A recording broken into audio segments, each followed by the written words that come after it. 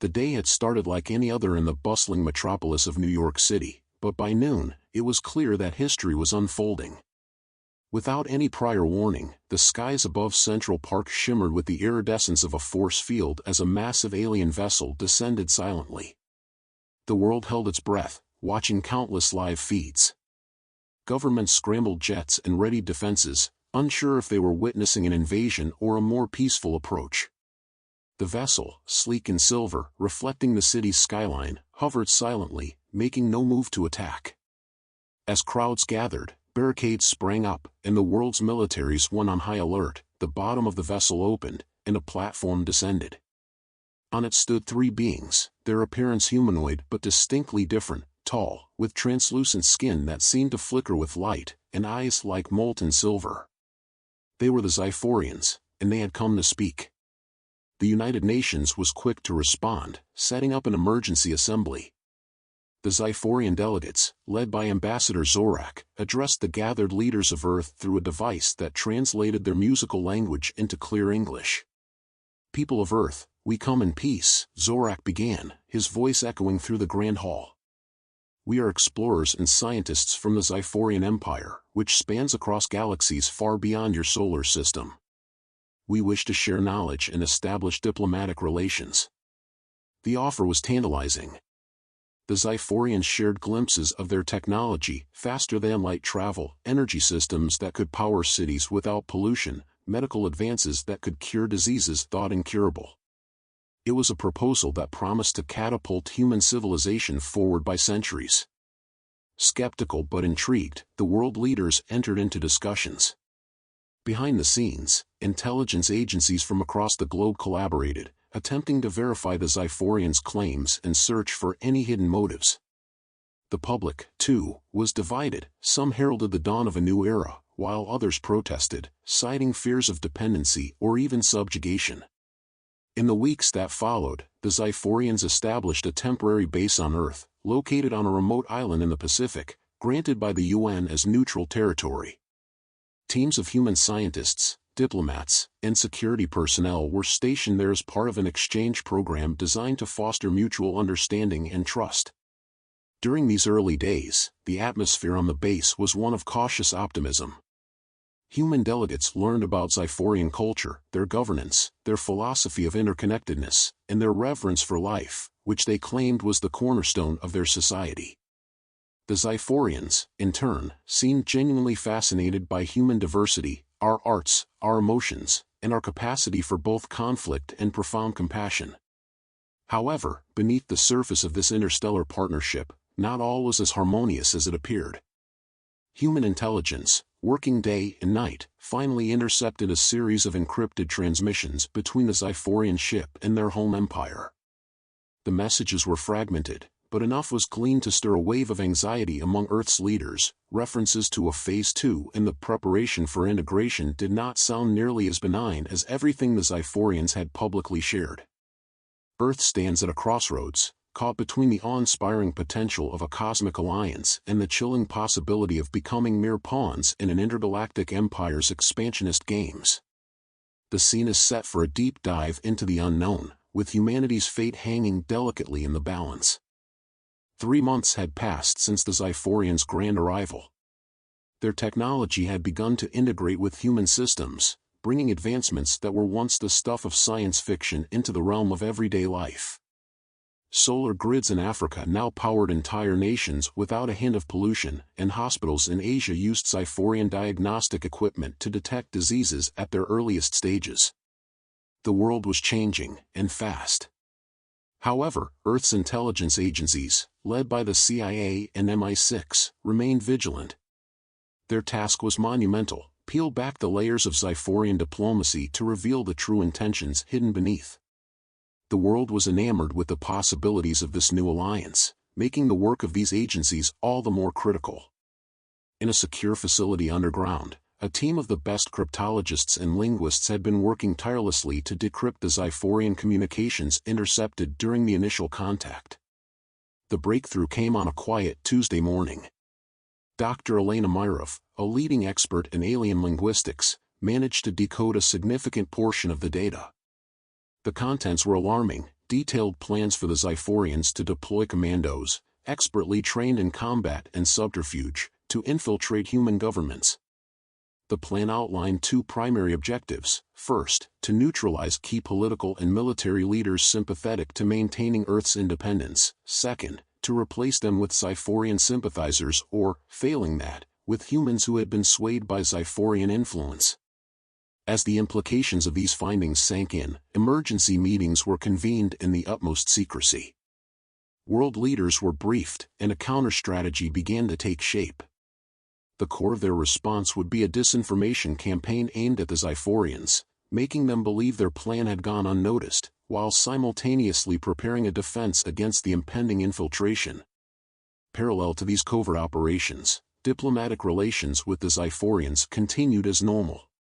Ambassador Zorak was even invited to speak at the United Nations, where he eloquently spoke about the virtues of unity and the boundless future awaiting an interstellar partnership. Meanwhile, Earth's leaders smiled for the cameras and shook hands with their potential adversaries, all while preparing for a silent war. Back on the Pacific base, suspicions among the human delegates grew. Incidents that had initially been dismissed as cultural misunderstandings now took on a more sinister tone. A missing report here, a strangely worded question about military protocols there, small pieces of a larger puzzle that was becoming increasingly unsettling. It was during this time that Commander Zell, the leader of the Xiphorian commando team, began to show signs of doubt. He had been trained since birth for missions just like this, yet the reality of Earth, with its vibrant cultures and fierce independence, was unlike anything he had been taught to expect. The humans were not the primitive and chaotic species his superiors had described. They were complex, full of potential, and capable of great kindness. Commander Zell's turning point came when he witnessed a peaceful protest in London. Thousands of humans had gathered, not to denounce the Xiphorians, but to advocate for their own leaders' transparency in dealings with the visitors. Their chants were not of anger but of hope, hope for honesty, hope for true partnership. This display of democratic power, raw and real, struck a chord with Zell. How could he be part of a plan to undermine such spirited people? Zell secretly reaching out to a human delegate he trusted, Dr. Myrov, the linguist who had cracked the Xiphorian code. Under the cover of night, in a quiet corner of the base, he shared his fears and doubts, hinting at his desire to defect.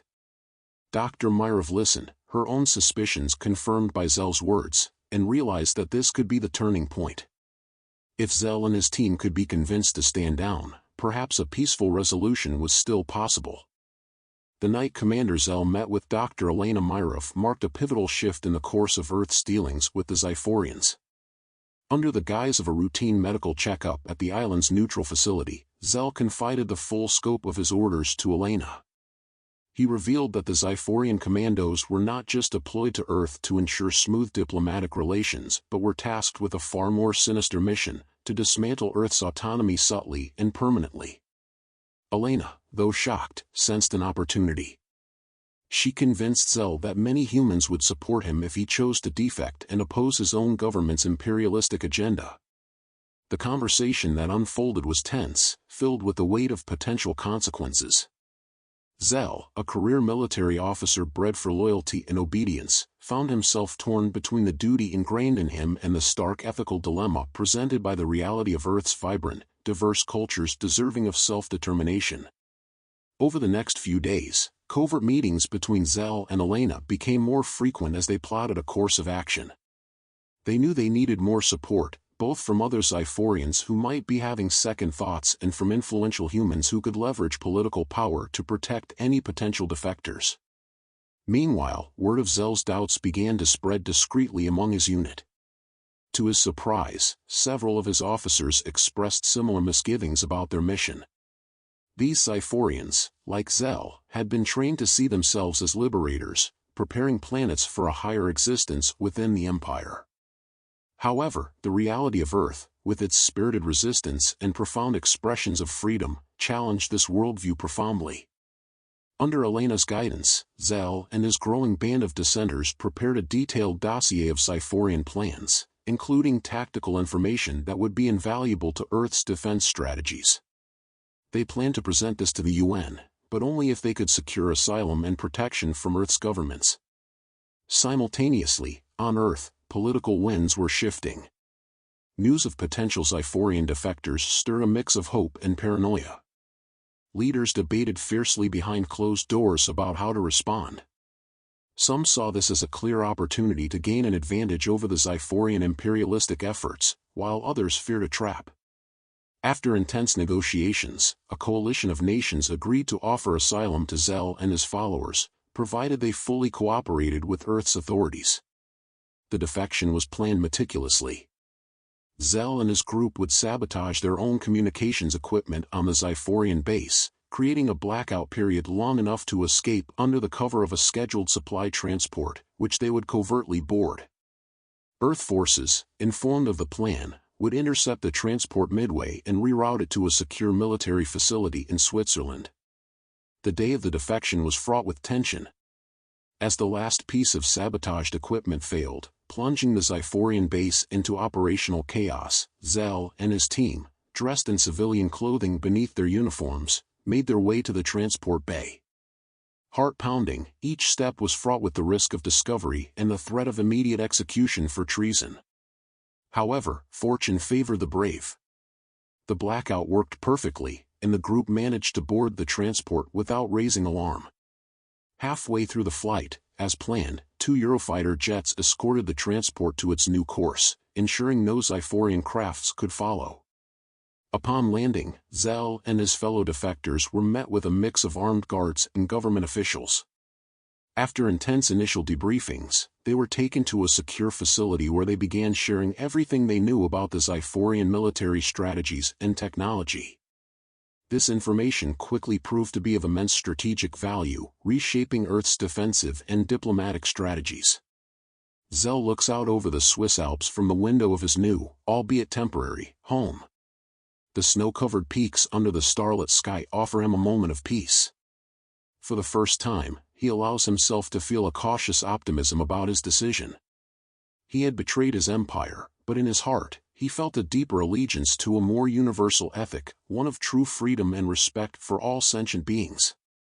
With the defection of Commander Zell and his team, a new chapter began in Earth's relations with the Xiphorian Empire.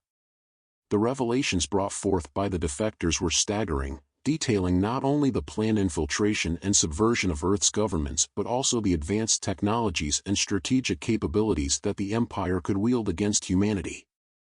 The information was a goldmine for Earth's leaders, who quickly moved to bolster their defenses using the insights provided.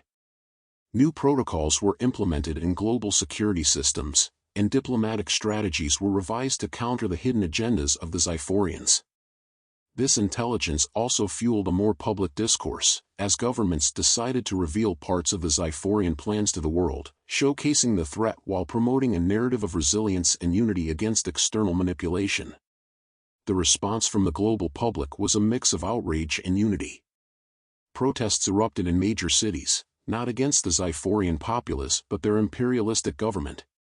Simultaneously, support groups for the Xiphorian defectors formed, advocating for their rights and protection, emphasizing that they were allies in the pursuit of peace. Meanwhile, Zell and his fellow defectors faced their own challenges. While they were granted asylum and treated with respect, they also had to deal with the realities of living on a planet not their own, surrounded by a culture vastly different from what they were used to. They underwent debriefings and participated in strategy sessions, which were crucial in shaping Earth's response but also served as a constant reminder of their betrayal to their kind. In these sessions, Zell spoke not only of military tactics but also of the philosophical underpinnings of the Xiphorian Empire's expansionist policies. He explained how the Xiphorian leadership viewed the integration of diverse worlds as an almost religious mandate, believing that their advanced technology and governance models were gifts to lesser civilizations. This insight gave Earth's leaders a deeper understanding of their adversary, informing both defensive measures and the crafting of public messages that appealed to the common Xiphorian citizen's sense of ethics and unity. The UN, leveraging this new understanding, invited Zell to speak at a special session, broadcast worldwide. His speech, heartfelt and unscripted, detailed his journey, from a true believer in the Xiphorian mission to a defector fighting for a more just universe. He spoke not only to humans but to his own people, urging them to see Earth not as a target for conquest but as a partner in a potential galactic community of equals. Back on the Xiphorian side, the reaction to Zell's defection and the subsequent intelligence leak was swift and severe. The Empire tried to discredit Zell and his team, branding them as traitors and disinformation agents. However, cracks began to show within the Empire itself, as factions emerged that questioned the wisdom and morality of the ongoing expansionist policy, especially against a planet as resilient as Earth. This internal dissent was closely monitored by Earth's intelligence, providing hope that perhaps a peaceful resolution could be achieved. Diplomats worked behind the scenes to establish back-channel communications with these dissenting factions, aiming to support and amplify their calls for reform within the Empire. As Earth fortified its defenses and continued to engage in public diplomatic efforts, the situation remained tense. The alliance between humans and the Xiphorian defectors was a beacon of hope, yet it was fragile, under constant threat from potential reprisals by the Empire. Both sides knew that the coming days would be crucial in determining whether this new coalition could usher in an era of peace or whether it would dissolve into the annals of cosmic conflicts. Zell stands at a window in the UN building, looking out over the skyline of New York. The city is alive, vibrant, a stark contrast to the sterile uniformity of Xiphorian architecture. He reflects on his decision, knowing the path ahead is fraught with danger but also filled with the possibility of real change. As he turns from the window, he is determined, ready to face whatever comes next, armed with the knowledge that sometimes the greatest strength lies in choosing peace over conquest. The Xiphorian Empire, rattled by the defection of Commander Zell and his team and facing internal discord, decided to retaliate with a series of bold and aggressive actions against Earth. Their strategy was twofold: first, to undermine Earth's burgeoning spirit of independence and unity, and second, to reassert their dominance as a formidable intergalactic power. The Empire initiated a comprehensive blockade of Earth's space sectors, deploying advanced warships that cut off all standard interstellar travel routes. This blockade was not only a physical barrier but also a psychological one, designed to instill a sense of isolation and vulnerability among Earth's populace. Simultaneously, the Xiphorians launched a covert cyber operation, targeting Earth's digital infrastructure. Communications networks, media outlets, and even government databases suffered unprecedented cyber attacks. These were not just disruptive but also served as platforms for Xiphorian propaganda, spreading disinformation that aimed to discredit both Earth's leadership and the defectors, painting them as destabilizers of galactic peace. On Earth, the immediate effects of these actions were palpable. Shortages of essential goods began to occur as interstellar trade routes were disrupted. News broadcasts were intermittently hijacked with Xiphorian messages, causing confusion and fear among the population. Governments around the world struggled to maintain order and calm, even as they worked feverishly to counteract both the blockade and the cyber onslaught. Despite these challenges, Earth's response was swift and coordinated. The newly formed Earth Defense Coalition, comprising military and strategic units from across different nations and equipped with technology adapted from Xiphorian blueprints provided by the defectors, began to take action. They launched counter-cyber operations, successfully reclaiming their networks and shutting down Xiphorian access points. Publicly, Earth's leaders remained defiant. They utilized every available media channel to communicate openly with their citizens, explaining the situation, urging calm, and reinforcing the resolve to stand united in the face of Xiphorian aggression. This transparency helped to stabilize the public mood and even galvanized further support for Earth's stance against the Empire.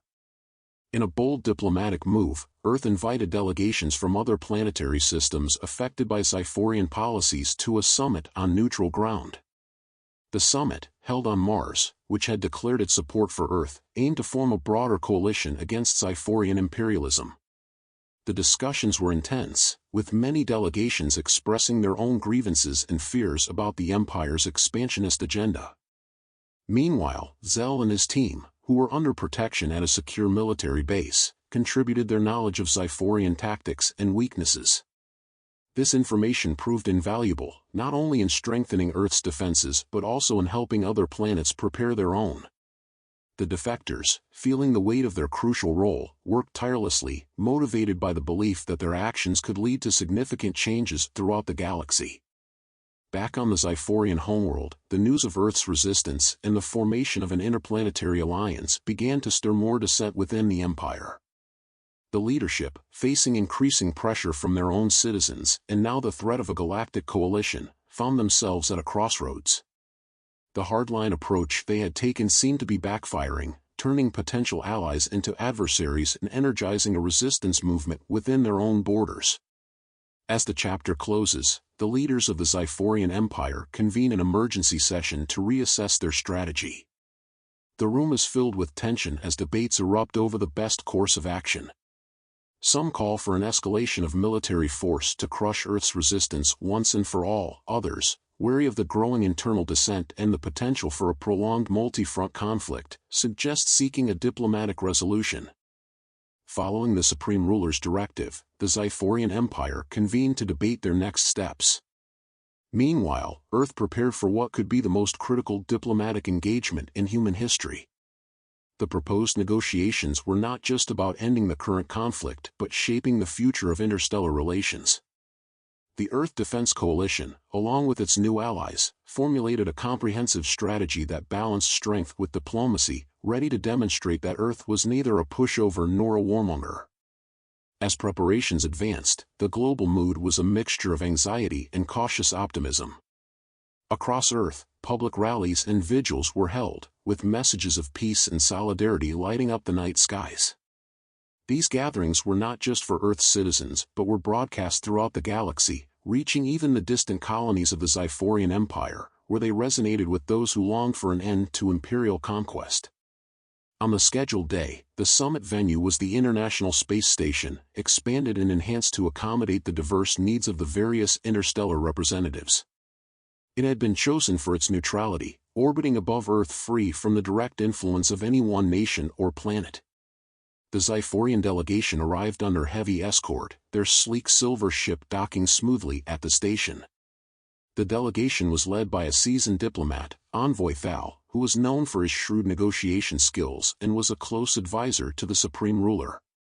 Accompanying him were military leaders, scientists, and even a few dissenters who had advocated for peace talks within the Empire's council.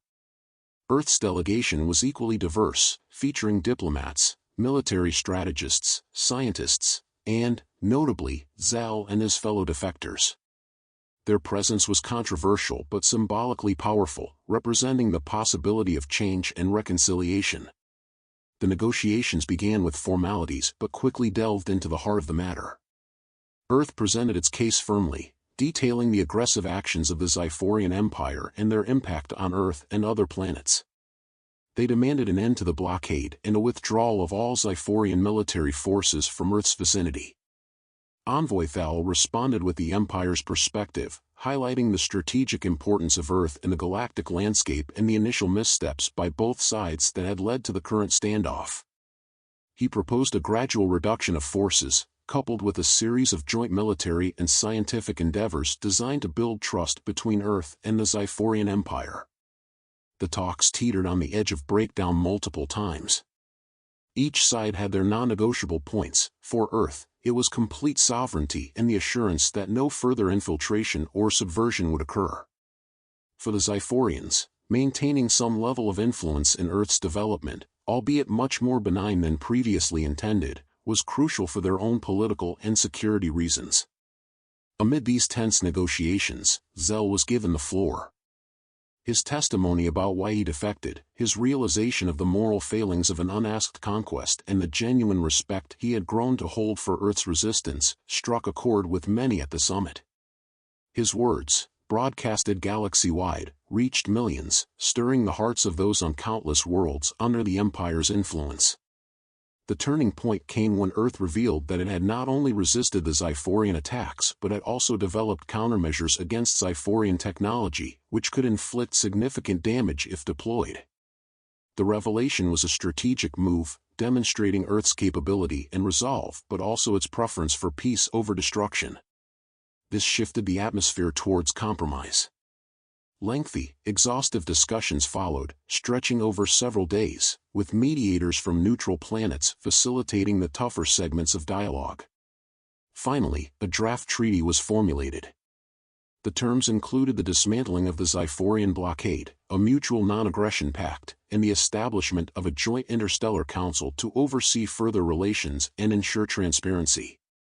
Both sides also agreed to an exchange program, not of soldiers this time, but of scholars, students, and artists, to foster a deeper cultural understanding. As the summit concluded, there was a palpable sense of relief mixed with triumph. The treaty was signed with the Earth and the Xiphorian flags in the background, a moment captured and celebrated across galaxies. It was not just a victory for Earth or a concession by the Xiphorians, but a new beginning for interstellar diplomacy and cooperation. As the dust settled from the historic summit, a sense of cautious optimism swept across Earth and throughout the Xiphorian territories. The treaty had been signed, marking the beginning of a new era in interstellar relations, but the real work was only just beginning. Both Earth and the Xiphorian Empire were aware that the ink on the treaty was less significant than the actions that would follow. On Earth, the news of the treaty was met with jubilation. Crowds filled the streets in major cities, celebrating what many saw as a victory for peace and diplomacy. Media outlets ran story after story detailing the negotiations, highlighting the key players, and speculating on the future implications of this new alliance. Earth's leaders, meanwhile, were busy setting up the structures that would support the treaty's terms, including the establishment of the Joint Interstellar Council. This council was a central pillar of the treaty, tasked with overseeing the implementation of its terms and facilitating ongoing dialogue between Earth and the Xiphorians. Its first task was to supervise the dismantling of the Xiphorian blockade, a process broadcast live and watched by billions. As the last Xiphorian warship withdrew from Earth's vicinity, it symbolized not just the end of hostilities but also a commitment to a shared future. In the following months, the exchange program began to take shape. Earth sent delegations of scholars, artists, and students to the Xiphorian Empire, while Xiphorian delegations came to Earth. These exchanges were rich in cultural learning and mutual understanding. Universities hosted Xiphorian academics, Earth music groups performed in Xiphorian concert halls, and joint scientific projects were launched to tackle universal challenges like disease research and space exploration. Zell, the defector commander, took on a new role as an ambassador at large, traveling between Earth and various Xiphorian planets. His unique position and his journey from a military leader to a peacemaker made him a symbol of the potential for change. He spoke about his experiences, the value of seeing one's adversaries as people, and the importance of striving for understanding before conflict. Meanwhile, on the Xiphorian home world, the reaction to the treaty was mixed. While many celebrated the end of a costly stance against Earth, others viewed the treaty as a capitulation. The Xiphorian leadership faced significant challenges in maintaining their authority while navigating the new political landscape. Internal movements for reform gained momentum, inspired by the peaceful resolution with Earth and spurred by widespread desire for change within the empire itself. The supreme ruler of the Xiphorians, once an unchallenged authority, found his policies under scrutiny.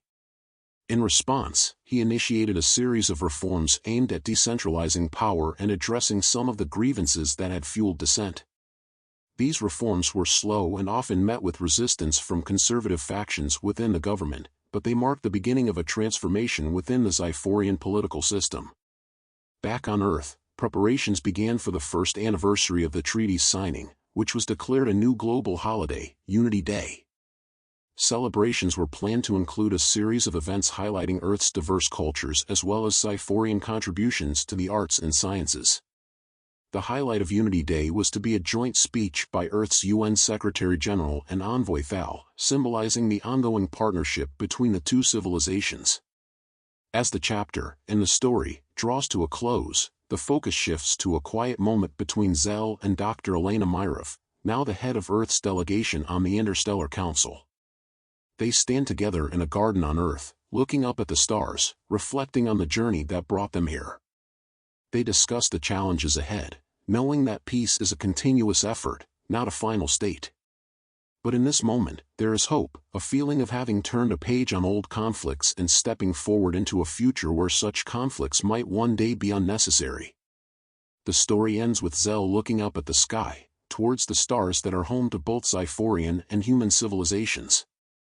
"It's a new dawn," he says, "not just for us, but for all who want to choose peace." Elena smiles, agreeing, and as they turn back to join the others, the sky brightens with the first light of Unity Day, a symbolic new beginning for a united galaxy.